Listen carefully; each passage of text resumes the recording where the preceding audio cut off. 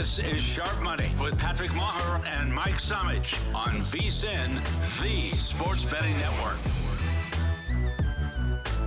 Sharp Money on a Thursday into Week 14. Somich, Meagher, and you, wherever you download. Don't forget, VSiN's got it great. I mean, this is $60 through May 1st, so you get Masters, March Madness, obviously all the NFL, everything. Go educate yourself, VSiN.com/subscribe. $60. They're never going to have something that low again, so check it out. Somich, I'll start here because we're going to end with our Thursday night game. One, it's the best game in the history of Prime, so Amazon's going to be fired up.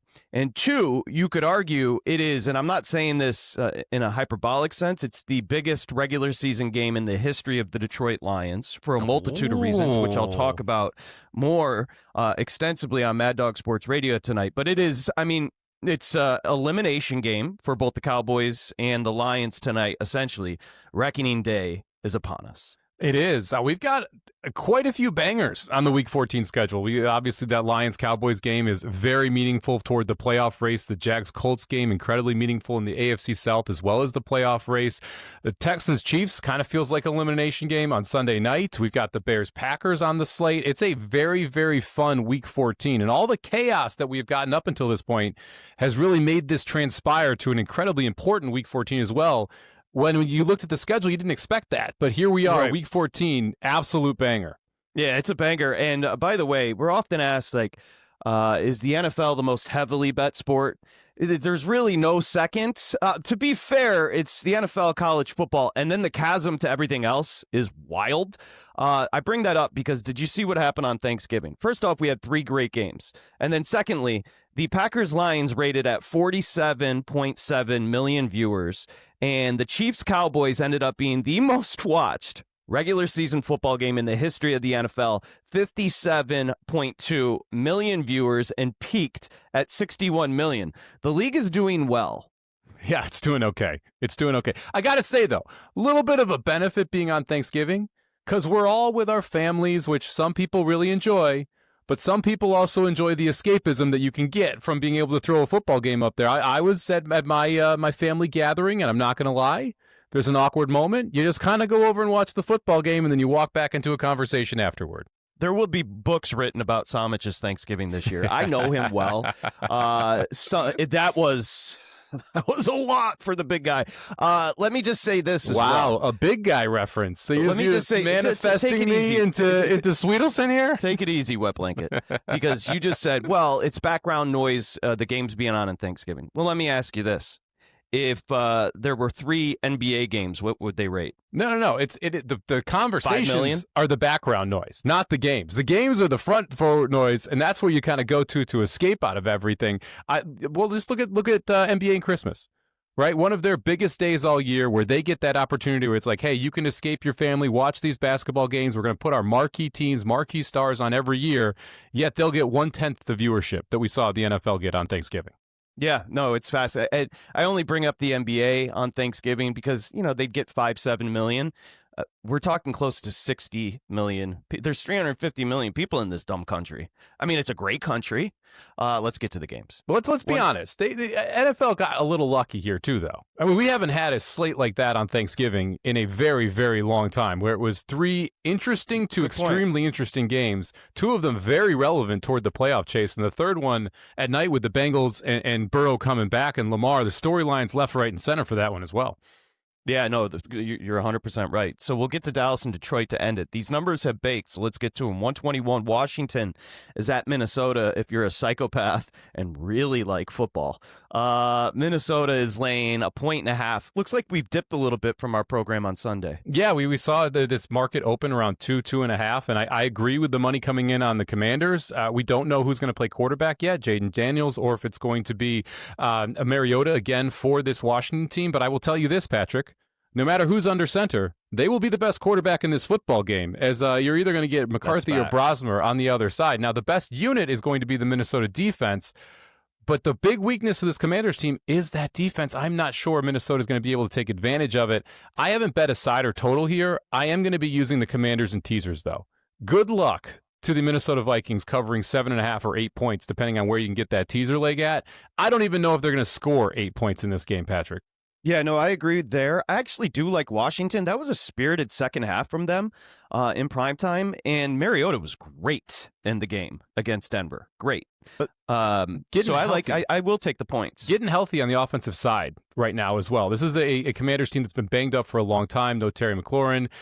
Had Debo in and out. Ertz is fully healthy. The running game seems to be figuring itself out with Rodriguez back there. So all the pieces in place for this offense to have success against a Flores blitz-happy defense. It's just a question of can the Vikings move the football? And based on the results that we have through 13 weeks, the resounding answer to that is no.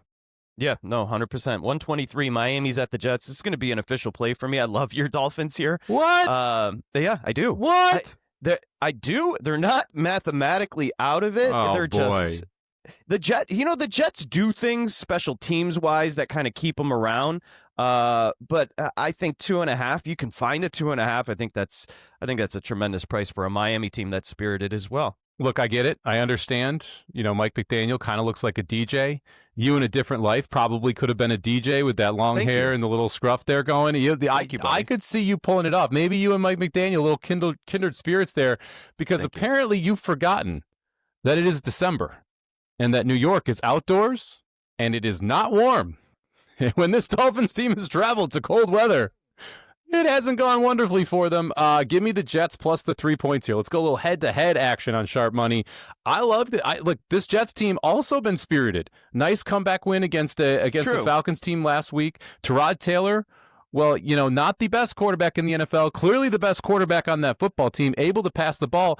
And I'm going to be the A.D. Mitchell stan. I bet his props the last 2 weeks. I'm going to bet A.D. Mitchell's props again this week. He's at 46.5. Give me the over on the reception yards. He got 12 targets last game, Patrick, getting a 30% usage in this offense. I think this passing attack for the Jets actually has a pretty good day against the Dolphins team that is not going to want to be outside because it's going to be sub 40 degrees there in New York. Underrated element of that trade for Sauce, right? Not only the 2 first-rounders, but a really serviceable wide receiver coming back. The Jets fleeced them. Obviously the Sauce injury, terrible for them as well. Because that could have been an Achilles, though, and it wasn't. It wasn't. That is the one positive there. But yes, I liked A.D. Mitchell was he was on the Colts, but he just never was getting opportunities. And then he drops the ball at the 1, and he's just banished to the doghouse. This is a Jets team that needs playmakers. A.D. Mitchell can run a full route tree, but he was just assigned to going deep when you were specifically looking at him inside that Colts offense. Now in the Jets offense, you're seeing him get to run a full route tree, and all of a sudden, he's the favorite target of Tyrod Taylor. Again, the prop is way too low. You can get 80 plus at plus 350, Patrick. I think A.D. Mitchell's one of those guys that I'm willing to take a ladder on because the upside is there. Went for 100 last week, and the targets are going to be there. Yeah, it's a good one. I like that donkey. Long December. Underrated Counting Crows, Bob. Counting Crows, underrated, period. Tremendous. Period. Especially the early stuff. They got a little too pop culture late. I interviewed Duritz once, the lead singer. Not and surprised. He was not in a good mood. He was very crestfallen. When has he been in a good mood? Have you listened to these songs? I'll tell you when. Somehow we started talking about college football, and I said, how about the SEC? How about the girls down there? He lit up like a Christmas tree. Duritz was into it. That is a man who enjoyed touring. We'll just put it that way. Yeah. Tennessee, 125. Tennessee's at Cleveland. It's up to 3.5, 4. DraftKings is actually 4.5 with Cleveland. Nothing. Yeah, look, it's under a pass for me here, and this total is disgustingly low, 33.5 the last time I looked at it. We are going to have temps right around freezing, 10 to 15 miles per hour winds. There's going to be snow showers in the area. All of those alone may not be that big of a factor. You combine them all for offenses that just honestly cannot throw the football. It is pretty tough for me to want to get behind either of the sides here, and specifically the offenses here. So if you want to go full degen and fire on every game, I like the under, but I'm going to be passing this one. Yeah, I would agree with you. Pittsburgh. Wow, the Tomlin conversation is getting wild. Send him to Penn State. It's pretty obvious this is the last. I mean, it's 19 years, and it'll come to an end after this season. It's just untenable right now. Even Roethlisberger's like, yeah, he's got to go. Pittsburgh's at Baltimore. It's so stale. Aaron, just retire. Nobody cares. No, you're annoying. Baltimore's 5.5 here, Somich. Yeah, I mean, it's never Baltimore. It's hard for me to bet Pittsburgh, though. I mean, this is one of those, I was talking about it last night on VSiN Primetime with Matt Brown, and like you go through this game, people are either betting Baltimore or betting Pittsburgh based on their Baltimore rating. Feels like everyone kind of has Pittsburgh in the same level. The question is, what do you feel about this Baltimore team, and specifically this Baltimore offense, which has looked nothing like itself all season long? You've got Lamar, who's playing well below the MVP levels we've seen in the past, but that's all due to injury. He just is not very frisky when he's in the pocket, when he gets out of the pocket, not able to extend plays. And then all of a sudden, you see the limitations they have at the skill positions. Look, Zay Flowers, he's fine. He's not a number one in an offense where the quarterback cannot run around. And it's also affecting Derrick Henry's running ability as well. It would be Steelers or pass for me. I haven't gotten to the window because I don't like this Steelers team at all.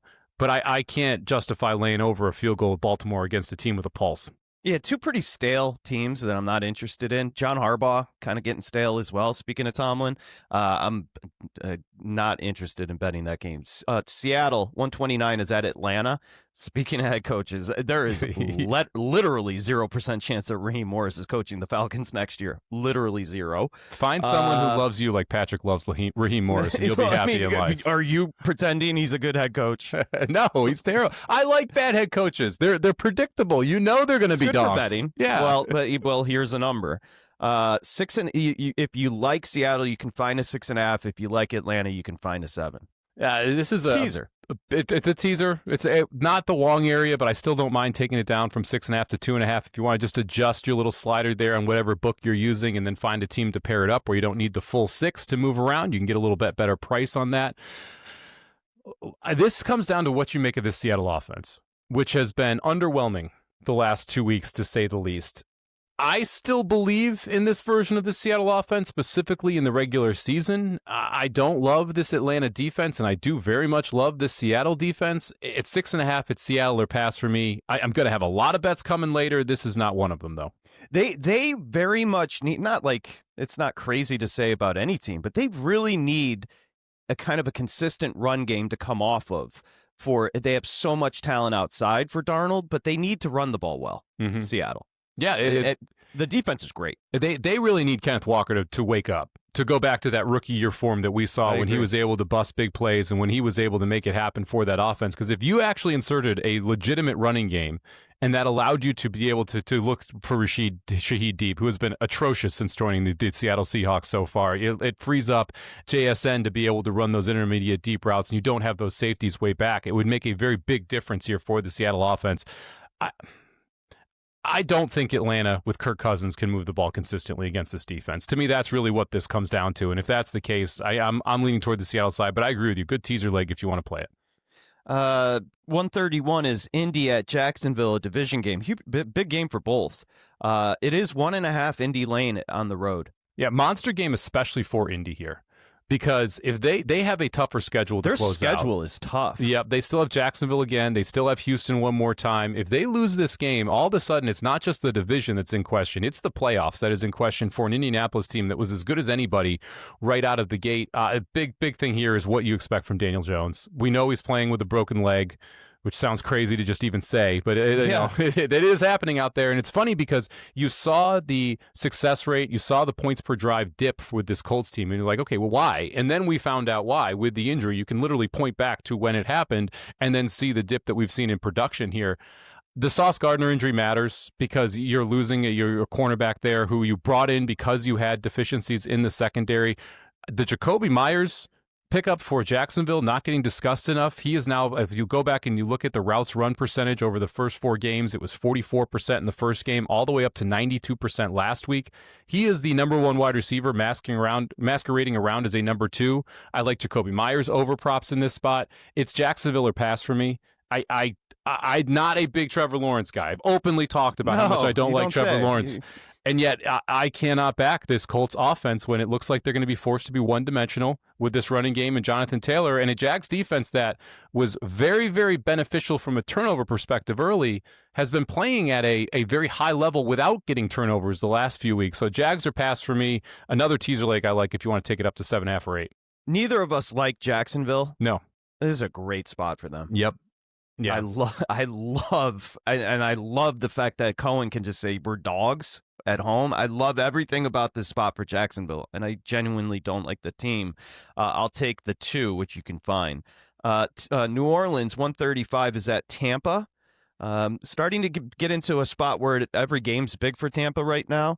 New Orleans is catching 8.5, so Tampa Bay laying 8.5 here. Yeah, I sound like a broken record, but there's another spot where I think teaser plays make a lot of sense here. This is a Tampa team that's starting to get healthy at the right time. We saw Bucky Irving getting reinserted to the lineup last week.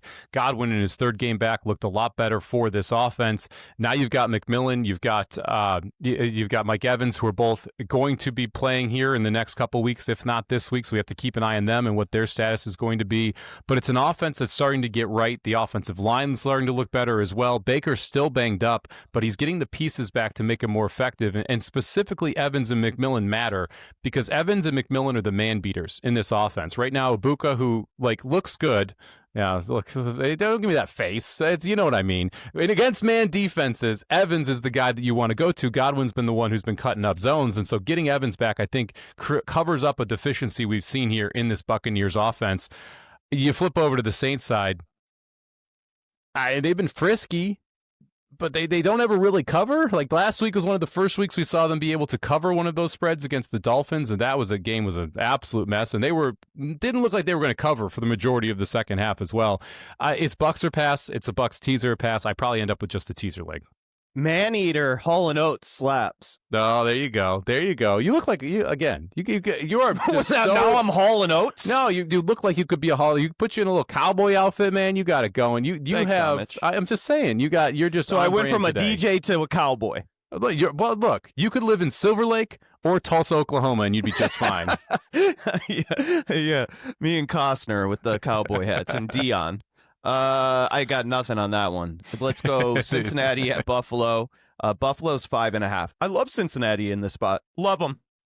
Buffalo stinks. I want to play the over, but it's so big. I don't know if I can get there. And now we're worried about weather in this game as well. It looks like we're going to have snow. Looks like the temperature is going to be in the 20s. I do think you're going to see offensive advantages. One thing people talk about a lot is like these weather games, you don't see points. Snow is actually good for the offense. We've talked about this before. You played snow football up there in Detroit. You know where you're going when you're running a route. You have no clue where you're going when you're trying to defend one. It makes it easier for receivers to be able to get open because the defensive back much more likely to slip than the wide receiver in a lot of these positions.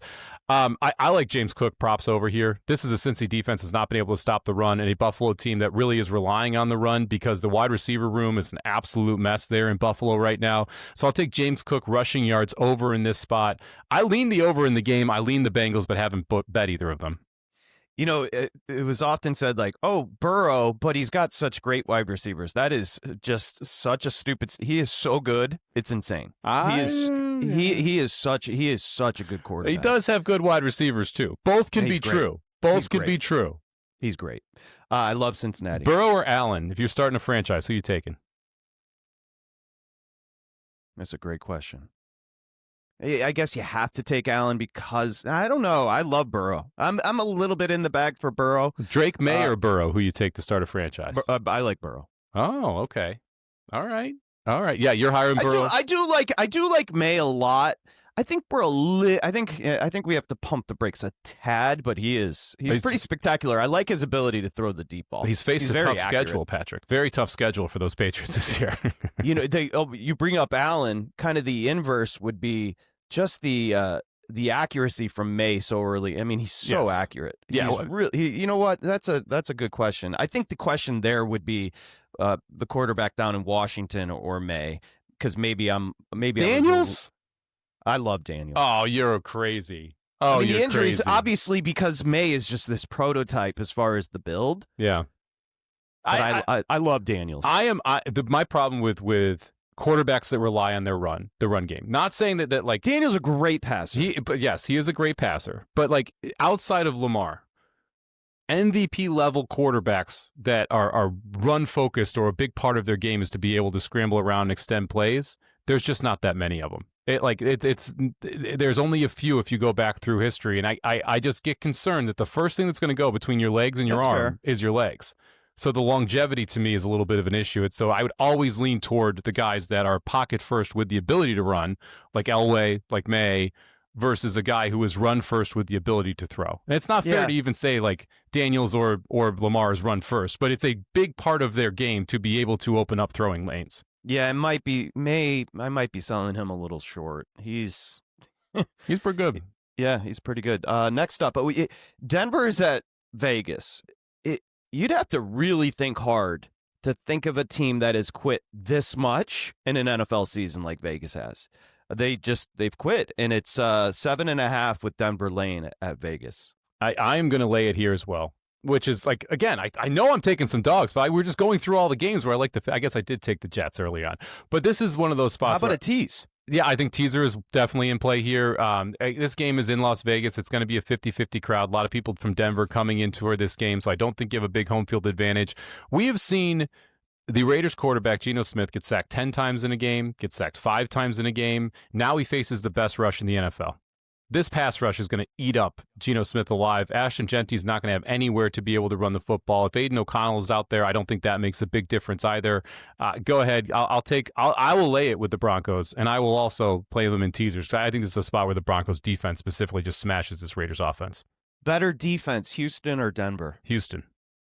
I would agree. The overall, the totality of the secondary is better in Houston. I think Stingley's just as good as Surtain. Yes, like Moss is a weak spot at CB2. He's not bad, but compared to Houston's secondary, he's a weak spot at CB2. And the safeties for Houston have really gotten a lot better, specifically Petrie, able to come down in the box, rove around, stop the run.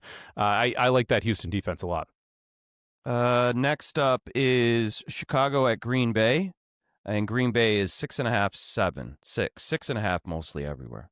This is a question of how you feel about Chicago, Patrick. I know Ben Johnson's your boy. I know you love him. I know that he's been able to scheme up this run game. Last week, it looked like last year's Lions team running all over the Eagles there, both running backs going for 100 yards. I'm not quite ready to buy in. This is the first real test we're going to see for Caleb Williams. The Packers' run defense has been very good. They understand how to scheme against Ben Johnson. They've been seeing him twice a year inside of the division. I think this is a Packers run defense that slows down the Bears' run and forces them to throw the football. I don't know if Caleb Williams is ready for that moment. I also have some rejuvenated Packers love inside of me because of what we saw against the Lions last week. This is a Packers team that when they show up, when they play 60, they are one of the best teams in the NFL. I think we get that 60-minute performance here from the Packers against the Bears. I'll lay the 6.5. Yeah, I'll take the 7, which you can find with Somich's Bears there. Unbelievable. 2 head-to-heads? The Bears run the football better than anybody. Mm-hmm. What you talked about as far as the Jacksonville early takeaways, the Bears take it away more than anybody in the league. Yeah, see, that's my biggest issue with this Bears defense. They are elite at the takeaway spot, and they are elite on third down defense. 2 of the most volatile defensive stats. You're going to see fluctuation in them. Small sample size, yes, they are elite in this 11-game, 12-game sample size. Now, the NFL season, let's be honest, is a small sample size, right? 17 games isn't a huge amount of sample. But at some point, you do expect regression back toward the mean in those specific stats. And to me, that means that you only can dance through the raindrops so many times before it comes back to catch you. This is a Packers offense that can be effective through the air. They're effective on the ground. The weak spot for this Bears defense is stopping the run. I think Jacobs has an opportunity to have a big game, and you've got big play wide receivers when they're open. I think this Packers offense is able to move the football consistently against the Bears defense. I'm not sure it's the same on the other side. Allowing Ben Johnson. Listen, you can't fire a coach after 15 wins. You should have fired a coach after 15 wins. Allowing Ben Johnson to leave the state of Michigan will end up just being, he's going to win Super Bowls. He is. He outside of McVay, I'd start a franchise with. There's no other coach I'd start a franchise with right now than Ben Johnson. You find someone who loves Ben Johnson, like Patrick loves Ben Johnson. You don't like geniuses? Did you rip your shirt off on Friday too? Right after that game ended? Do you like geniuses? Of course, I like geniuses. You like a guy that you just know if you plug him in, you're going to have the best offense in football. I don't disagree with what you're saying. I don't know if Ben Johnson would be the second. 1, 2, 3. If you were starting a franchise right now with a head coach, everybody would say McVay. Yeah, it's not anybody that doesn't say McVay. Sorry, you're clueless. You're wrong. Yeah, McVay is one. This is just, I can't even believe I'm about to say this. Mike Macdonald would be up there for me. I like McDonald. He might be 3 for me. I think he has to be in consideration. I agree with you. Ben Johnson's probably in consideration. Kyle Shanahan has to be somewhere in consideration as well. I'm not a big Shanahan. I mean, you got to love your boy, right? No, you don't. But you'll bite off kneecaps and run through walls. No, dude, no. I want cerebral nerds that relate to players. So, Mike, you're going back to Mike McDaniel. That's where we're going here? He's a cerebral nerd. For me, honestly, it would be 1, McVay, 2, Johnson. And you're right. McDonald might be 3. Yeah, if I'm starting a franchise today. I believe in Ben Johnson long term. I'm just not sure I believe in the current returns considering the quarterbacks the Bears have faced this season. And I don't fully trust the defense. I still don't trust Caleb Williams. I'm not ready for him to go on the road and win a big division tilt. Here's how you measure a coach. Should they be sitting atop the NFC? No. This is not the most talented team in the NFC. Will they be at the end of the season? No, their schedule is not easy. No, this is actually the meat of their schedule. They got the Packers twice. This is a tough run here for the Bears. Although I thought last Friday was going to be a tough game for them, but the dysfunction in Philadelphia won out. 139 is the Rams at Arizona, and the Rams are pretty heavy here.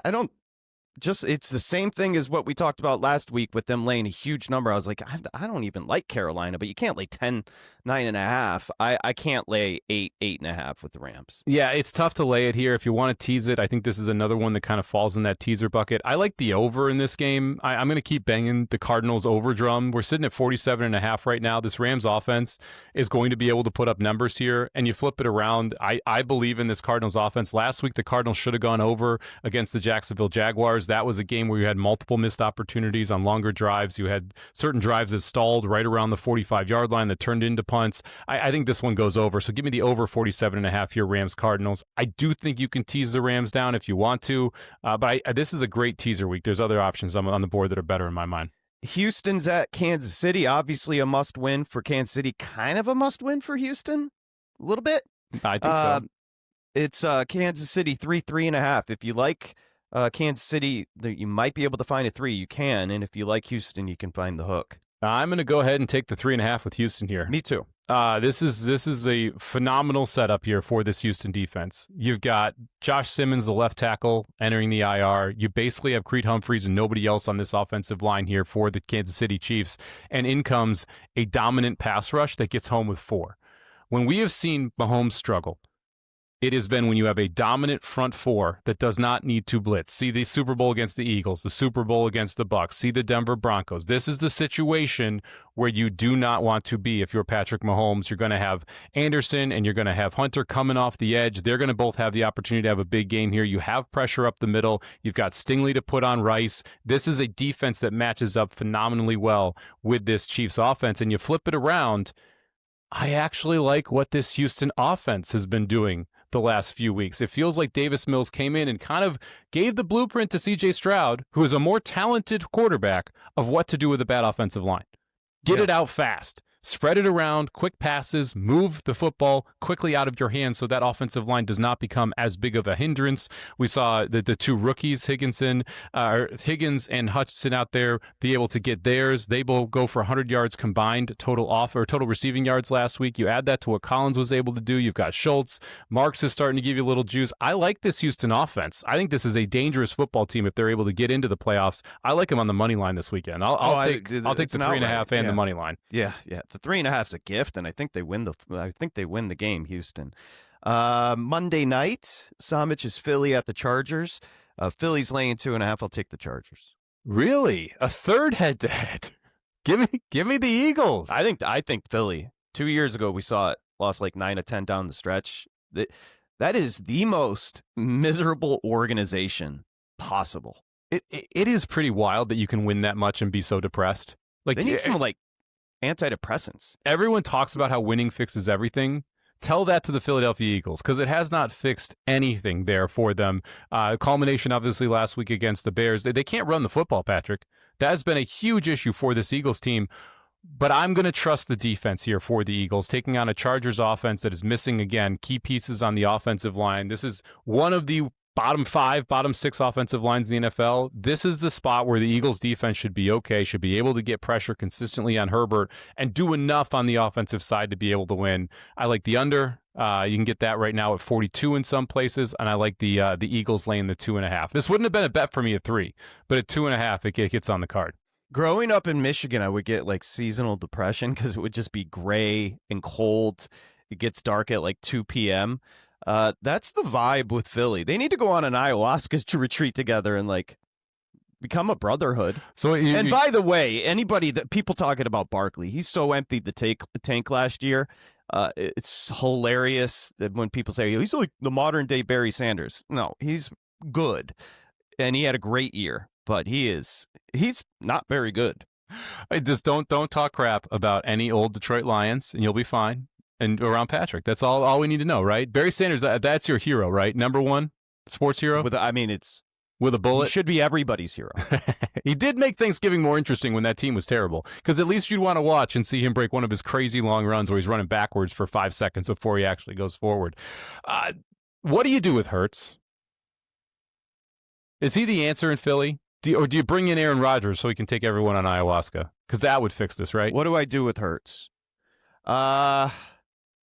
He does seem to, his person, for whatever reason, and he's very medium all the time. He's kind of like you. He's very just like, when's the last time you ever got mad?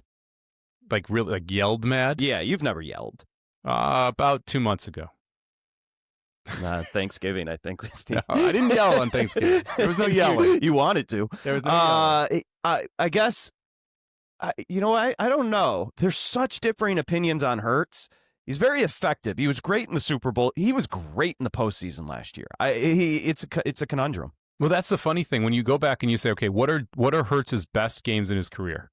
The Super Bowl loss to Kansas City. The Super Bowl win against Kansas City. It was great. He was phenomenal in those 2 football games. Absolutely won. It's like did things I didn't think Jalen Hurts could do.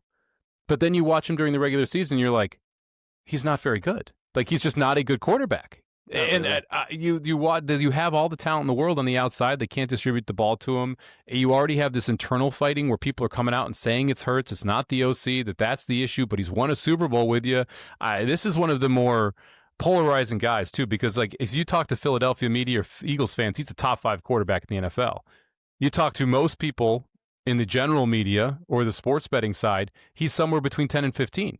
And so it's difficult to decide exactly what you expect from him on a week-to-week basis, but he has showed up in those super big moments. I take so many calls from people in Philly that say, why isn't he in the MVP conversation? You're right. There is such a juxtaposition as far as opinion. It's the rosy-colored glasses, which is odd for Philadelphia fans, but I think it's because you have the Super Bowl. That's why you're willing to put on those glasses with him. Imagine if he had lost that Super Bowl, if he hadn't played well against the Chiefs. He'd be run out of town right now. Yeah, no, they're 3 and out. It's just it's a bad football team right now. Philly, Dallas and Detroit. So we end here. Again, I think it's one of the biggest games in the history of the franchise for Detroit. And here's one thing: it's 3.5. What scares me, I like Dallas here. What scares me is I haven't heard one person say they like the Lions in this game. Not as far as the number. Everybody's got Dallas winning outright. Yeah, that's the scary part here, right? Because the public dog is one of the worst things that you can bet historically in the NFL, is that when the public loves a dog, that dog loses, and loses very badly. I can't get around Dallas in this one. The Dallas Cowboys have the number 1 run defense in the NFL since Week 9, Patrick. The Detroit Lions, when they do not combine for 100 yards rushing between Gibbs and Montgomery, are 0-5 on this season. If they can't get the running game going, and Amon-Ra St. Brown ain't going to play, let me tell you right now, that is the most rosy-colored questionable I've ever seen in my life. If he does, he's a decoy. I mean, you're not getting anywhere close to 80% if he ends up going. So it's the Jameson Williams show, and it's the running game show, because you're also missing Brock Wright, who people roll their eyes and say doesn't matter. He matters for the run game, just like Laporta mattered for the run game as well as the passing game for this Lions team. I don't see the world where the Lions can keep up with the Cowboys tonight. This Cowboys offense is a top 4 offense in the NFL, and this Cowboys defense, which was a laughingstock bottom 5 defense early in the season, has now found its way right around the middle. And right around the middle is fine when your offense is that good. I like the Cowboys quite a bit, plus the 3.5. I played them on the money line as well. You want to hear the crazy take? Mm-hmm. Cowboys 70 to 1 to win the Super Bowl. Let's go. I sprinkled, Patrick. Jimmy Eat World, the middle slaps. Yeah, Jimmy Eat World, he's good. Like, I like that. It was MLB The Show 2007. 2006, something like that. Was he a featured song on that game? Played a lot of that game when I was living in Vegas. No Kirby Joseph, the safety. Brian Branch is banged up. Terrion Arnold's done for the year. Laporte is out. The offensive line, every single one of them is questionable. Now they're going to play, but it lets you know. Mm-hmm. And you have a, bad to awful quarterback playing. Jared Goff. I've never been so right about many things in life, but one thing, like people saying like Jared Goff's good is like the funniest thing to me. It's like, anyway, Dallas wins. It's a winner. It's going to be crazy watching this football game. And you know what else, Mike? I'm sorry to interrupt you, but no, it's like, and you hate to say it about such a tragedy, but there's obviously been a galvanization, unfortunately, with the tragic passing of that young man, where there are it's this trajectory. There's a team that has a good feel about it. Yeah, it does. It feels like it's a Cowboys team that is playing together, that heard all of the outside noise about how Jerry Jones is absolutely off his rocker. And I'm going to be honest, I think that the moves that he made are absolutely crazy long-term, but you cannot argue made the defense better right now, yep. Right? And so, like, you have to take the emotion out of it, as we discussed earlier. Look at this from a cerebral perspective, just what's above the neck here. They're a very good run-stop unit now. Okay? They would love a pass rusher. I'm sure they'd love to have Parsons back, but part of the reason they're a very good run-stop unit is because of who they brought in that trade. Yeah. And so you sit there and do I love the fact they gave draft picks up to New York? No, I don't. Yeah, but Quinnen Williams is awesome. But right now, it kind of helps. And if you look at what Goff really struggles with, it's when there's pressure up the middle. Up the middle. And here we go with 2 D tackles that can both rush the passer up the middle against a Lions offensive line, like you said. We're expecting all 5 starters. Yep. I don't expect all 5 starters to finish this game. Like they're the likelihood. Decker's banged up. Sewell's banged up. They're all banged up. Ragnow didn't pass his physical. He's not playing this year. So it just doesn't look like this is a great spot here for Detroit. We'll see what Dan Campbell can do if he's able to coach the boys up, get him able to run through walls. Can I give you a prop I like here? Gibbs combined over whatever the number is. No, this is a little different. Okay, field goals. All right. Longest field goal made, Dallas Cowboys minus 105. 2 reasons here. First off, Brandon Aubrey can make it from the moon. He can kick from ever, right? Mm-hmm. What does Dan Campbell like to do since he took over play calling? Go for it on 4th down. Go for it on 4th down. What happens when you go for it on 4th down, Patrick? You don't kick field goals? You don't kick field goals. Aubrey that was a trick question. It was. Hey, come on. Aubrey has tried more field goals from 50 than Bates has made from 40 plus. Bates is a donk. Give me Aubrey or Dallas, whichever one you can find in your book. I like that. Longest field goal made, minus 105 for tonight's game. He's more likely to kick a field goal, period. And he's also more likely to kick a longer field goal. This game is really weird because I would be genuinely surprised if the Lions won tonight and they're 3.5 point favorites. You are just really laying it on here. Do you think I'm crazy? Shtick? Is this shtick? Oh, no. The team is banged up. It is, and Campbell's overwhelmed with the play calling duties, and people love the defensive coordinator. They lack such creativity defensively, and Hutchinson stinks. Like it's a mess. I'm bummed. It is a mess. Like you're dead on. It is an absolute mess. Like I'm sitting here and I'm like, okay, do I want to play yardage for Prescott or do I want to play like Pickens over his receiving yard total? It's like, what props can I find in the passing game to attack this Detroit secondary, which is in shambles with a bad defensive coordinator, with a pass rush that only had 2 quarterback hits last week on Jordan Love. kudos to Dan Campbell if he can figure out how to turn this around in a week, right? Because this was a mess last week. It's been a mess for a couple weeks now, and you have one of, if not the hottest team in the NFL coming in with a scorching hot offense and a defense that looks like it is absolutely inspired. I'm not going to say I'd be surprised if the Lions win. I would be. But my bank account will be unhappy if it goes that direction. Dak should be right there with Stafford in May as the MVP. It's funny you mentioned that. I wanted to bring up the MVP conversation with you because there are a couple guys outside of the top tier dudes that are not getting as much love as I think they should. Drake May, minus 135 right now in DraftKings. Stafford, plus 125. Drake May still has Buffalo, still has Baltimore. I think that he's got a couple spots where if he loses either of those games, you're going to see his candidacy drop quite a bit. If you look at Stafford, he's still got Seattle left. If he loses the Seattle game, I think that's going to drop Stafford's candidacy quite a bit. Dak Prescott, 14-1. I think he's a little interesting. Very. You want to know the crazy one? Mm-hmm. Patrick Mahomes, 90-1.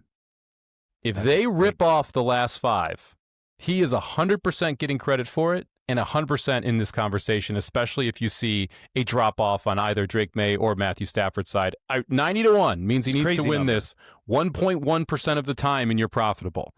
So I realize it's a ridiculous price, but I don't think you can necessarily overlook Mahomes in the market because there is a path where he ends up getting this award despite how this season's going.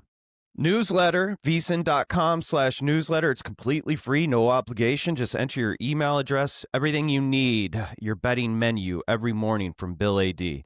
That's it for Sharp Money. Anything else on the way out? Yeah, you gotta talk about what we're doing over at First Bet this weekend too. Let's go. You got a great contest. You can compete against Samo. Got to try and beat this guy right here. You got to beat me. It's a Beat Somich contest here. Head over to first.com/VSiN. The contest is live. No cost to enter. You got to pick 5 horse races. There are 4 graded stakes at Aqueduct on Saturday, the H. Allen Jerkins Handicap at Gulfstream Park. Pick all 5 of those races. 1 horse. Whoever has the higher bankroll at the end of the day. If you beat me, you get to split $5,000 with everyone else who beat me as well. Awesome. If you want to listen to preps for all 5 of those races, check out VSiN at the track. All you have to do is have a First Bet account. Make sure you sign up using promo code VSiN250. If you don't have one, you can get the sign-up bonus as well. Still eligible to play both with the sign-up bonus as well as enter the contest. First.com/VSiN for the Beat Mike Somich contest this Saturday. $5,000 for free on the line. And you can cheat. Download Somich's podcast with Halterman, VSiN at the track, wherever you find your podcasts, and kind of get some inside knowledge to beat the donkey. I specifically said what horses I like on top that I will not be using in the contest. Ooh, you're hoodwinked. The contest and betting to win, 2 totally different things. You got 5 contest races, and your goal is to put up the highest bankroll. Picking all 5 favorites is the worst possible strategy. Because if you go in and you take all the 5 favorites, and you go 4 for 5, if I bop 115-1 shot, I beat you by margin. So to me, it's taking chances on prices that are likely to be able to win or place. That is the better strategy than picking the favorites in tournaments. Get over to First Bet. I'm going to be competing. Be a man beater. Beat Somich. Bring it. We'll see you on Sunday night. Sharp Money.